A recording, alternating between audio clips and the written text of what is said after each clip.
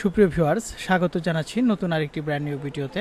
আজকের এই ভিডিওতে আমরা যে বিষয় সম্পর্কে আলোচনা করব সেটি হচ্ছে এইচএসসি বিএমটি দ্বাদশ শ্রেণী বা সেকেন্ড ইয়ারের 2024 সালের শর্ট সিলেবাস অনুসারে আমরা অফিস ম্যানেজমেন্টের এখানে সর্বশেষ যে আমাদের অধ্যায়টি রয়েছে সেই অধ্যায় নিয়ে আমরা আলোচনা করব।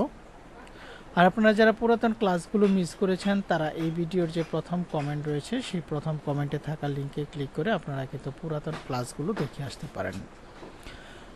তো আজকের এই ভিডিওতে আমরা আমার সর্বশেষ অধ্যায় নিয়ে আলোচনা করব। আর চ্যানেলটিতে নতুন হয়ে থাকলে অবশ্যই চ্যানেলটিকে সাবস্ক্রাইব করে পাশে আসা বেল আইকনটি বাজিয়ে রাখুন।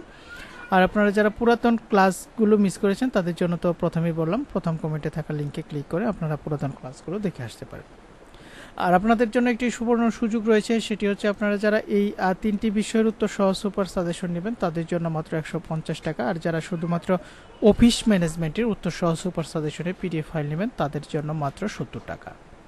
তো আপনাদের প্রয়োজন অনুসারে সুপার সাজেশনগুলো পেতে স্ক্রিনে দেখানো যে হোয়াটসঅ্যাপ নাম্বারটি রয়েছে সেই হোয়াটসঅ্যাপ নাম্বারে কিন্তু মেসেজ করে আপনারা সুপার সাজেশনের উত্তর সহ পিডিএফ ফাইলগুলো সংগ্রহ করতে পারেন। তো আজকের এই ভিডিওতে আমরা অধ্যায় 11 সভা, অনুষ্ঠান ও নোট লিখন এটি আলোচনা করব। প্রথমেই রয়েছে সভার সংজ্ঞা দাও। সাধারণ অর্থে সভা হচ্ছে একাধিক ব্যক্তির মিলন যেখানে আলাপ আলোচনার মাধ্যমে সিদ্ধান্ত গ্রহণ করা হয়। সভার মৌলিক অর্থে সভা বলতে কতিপয় ব্যক্তি নিজেদের স্বার্থ ও উদ্দেশ্য হাসিলের জন্য আলাপ আলোচনা করে সিদ্ধান্ত গ্রহণের জন্য মিলিত হওয়াকে বোঝায়। অর্থাৎ স্বার্থ সংশ্লিষ্ট কোনো বিষয়ে আলোচনার জন্য দুই বা ততোধিক ব্যক্তি কোনো স্থানে একত্রিত হয়ে কোনো বিষয়ে সিদ্ধান্তে উপনীত হওয়াকে সভা বলা হয়। অন্যভাবে বলা যায়, কোনো কর্ম সম্পাদনের জন্য কতিপয় ব্যক্তি স্বার্থ সংশ্লিষ্ট বিষয়ে নিজেদের মধ্যে আলাপ আলোচনা করে সিদ্ধান্ত গ্রহণের নিমিত্তে কোনো স্থানে বা জায়গায় একত্রে মিলিত হওয়াকে সভা বলে। অক্সফোর্ড ডিকশনারির মতে সভা হলো একটি উপলক্ষ্য যাতে লোকজন কিছু বিষয়ে আলোচনার সিদ্ধান্ত গ্রহণের জন্য একত্রিত হয়। মরফিত এবং তার সহযোগীদের মধ্যে সভা বলতে দুই বা ততোধিক ব্যক্তি মিলনকে বোঝায় যাতে উদ্দেশ্যপূর্ণ আলাপ আলোচনা সংঘটিত হয়। পরিশেষে বলা যায় যে পূর্ব নির্ধারিত কোনো বিষয়ে একটি নির্দিষ্ট স্থানে কতিপয় ব্যক্তি মিলিত হয়ে আলাপ আলোচনার মাধ্যমে কোনো বিষয়ে সঠিক সিদ্ধান্তে উপনীত হওয়াকে সভা বলে। সভার নোটিশ কাকে বলে এই বিষয়গুলো আপনারা একটু দেখে নেবেন। আজকে আমরা এই অধ্যায়টি শেষ করে দিব একবারে। সভার আলোচ্য সূচি বলতে কি বোঝো? বি এন ট্যান্টনের মতে সবার আলোচ্য সূচি হবে এমন কর্মসূচি হচ্ছে সবাই আলোচিত হবে এমন কর্মসূচি হচ্ছে আলোচ্য সূচি। অধ্যাপক এম মান্নানের মতে কোনো সভায় বা অধিবেশনে যে সকল বিষয় আলোচনা করা হয় তার যে সুশৃঙ্খল তালিকা প্রণয়ন করা হয় তাকে বলা হয় সবার আলোচ্য সূচি। এরপর রয়েছে অফিস নোটের ধারণা, অত্যন্ত গুরুত্বপূর্ণ একটি প্রশ্ন। সভার কার্য বিবরণী বলতে কি বুঝো? তো এখানে আমরা কিন্তু 5টি প্রশ্ন আলোচনা করেছি এবং এই 5টি প্রশ্ন যদি আপনারা একটু ভালোভাবে দেখে যান তাহলে এখান থেকে কিন্তু 2টির মতো অবশ্যই আপনারা কমন পাবেন এখান থেকে। আর যারা সুপার সাজেশন নেবেন তারা তো এই 17 পৃষ্ঠার সুপার সাজেশনটি আপনারা মাত্র 70 টাকায় দিয়ে নিতে পারবেন। আর যারা এই 3টি বিষয়ে নিতে চান তারা মাত্র 150 টাকা দিয়ে সুপার সাজেশনগুলো সংগ্রহ করতে পারবেন। তো আসুন আমরা এই অধ্যায়ের যে রচনামূলক প্রশ্নগুলো রয়েছে সেগুলো এখন দেখে নেই। সভার কার্যাবলী আলোচনা করো।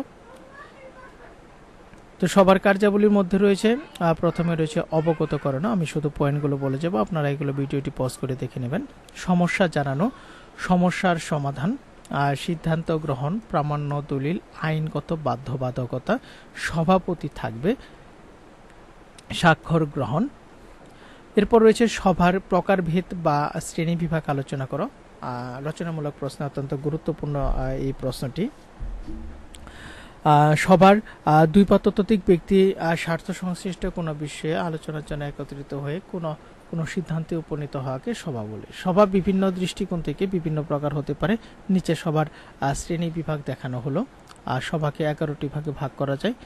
আনুষ্ঠানিক সভা, অনানুষ্ঠানিক সভা, বিভাগীয় সভা, কমিটি সভা, পারিবারিক সভা, রাজনৈতিক সভা, কোম্পানি সভা, মন্ত্রী পরিষদ সভা, শ্রেণী সভা, পাওনাদার সভা, অতিরিক্ত বা বিশেষ সভা।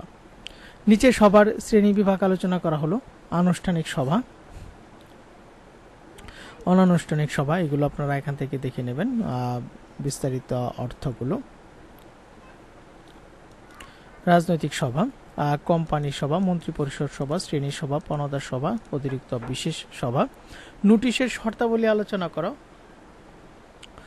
নোটিশের শর্তাবলীর মধ্যে রয়েছে উপযুক্ত কর্তৃপক্ষ কর্তৃক স্বাক্ষরিত, শর্তহীন, বিজ্ঞপ্তি প্রণয়নের তারিখ, বিজ্ঞপ্তি প্রদান, আলোচ্য সূচি সংযোজন, বক্তব্য সহজ সরল ও পরিচ্ছন্ন, সংযুক্তি, সভার নাম উল্লেখ, সঠিক ব্যক্তির নিকট পৌঁছানো।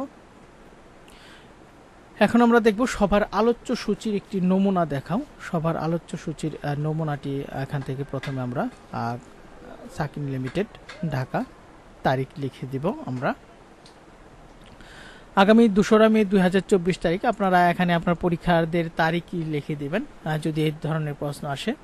রোজ সোমবার সকাল 2 ঘটিকায় কোম্পানির প্রধান কার্যালয়ে অনুষ্ঠিতব্য বিধিবদ্ধ সভার আলোচ্য সূচি, সচিব কর্তৃক সভার নোটিশ পাঠ, বিধিবদ্ধ প্রতিবেদন পাঠ বা পঠিত হয়েছে বলে ধরা হবে কিনা সে বিষয়ে মতামত গ্রহণ।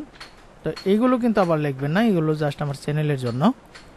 বিধিবদ্ধ প্রতিবেদনের উপর সভাপতির সংক্ষিপ্ত ভাষণ, বিধিবদ্ধ প্রতিবেদন অনুমোদন, কোম্পানির ভবিষ্যৎ সম্পর্কে সভাপতির ভাষণ, বিবিধ পরিচালনা মণ্ডল। তো আমি আবার বলছি এগুলো কিন্তু এই জিনিসটি কিন্তু লিখবে না, এটি আমার চ্যানেলের জন্য। তো অনেকেই কি করেন যে এই জিনিসগুলো লিখে দেন, এরকমও স্টুডেন্ট আছে আমার দেখা মতে।